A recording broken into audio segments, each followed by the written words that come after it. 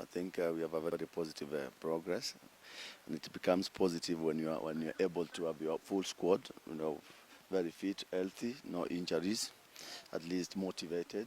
We feel that they are very motivated and ready.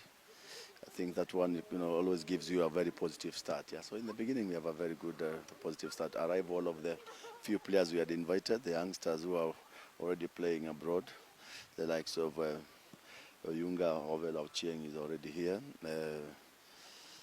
That's good. Terra is also with us, and Ochieng from England. It's a huge potential because from the criteria, from the selection criteria that we had, we tried to see if we can get some players closer to the level that we really think that they can also fight enough with the seniors, yeah. Because if it is an Olympic team, you need a team that has some quality close to the senior team. At least they can be guys that are trying to push the other guys on top on the senior team. So of course we have to see them. They haven't been tested yet. And apart from the friendly match they did against Uzbekistan, but it wasn't even all of them.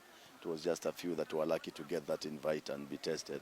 So the others, after Wednesday, we'll see. Then we can now, we can be clear with the inventory. Then we can sit down as a technical team and figure out, in terms of the depth, from the question that you are really into when it comes to whether we have the right selection around us or the right depth to compete. Then we have to test them so that we can. We are okay. We are okay as a team.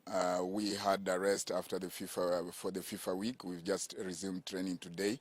Everybody looks sharp. Everybody looks motivated because it's been a long time since we rested. This is the first time in 3 months that we are resting as a team. So I think the boys are fresh and very focused to play against Zoo on Wednesday.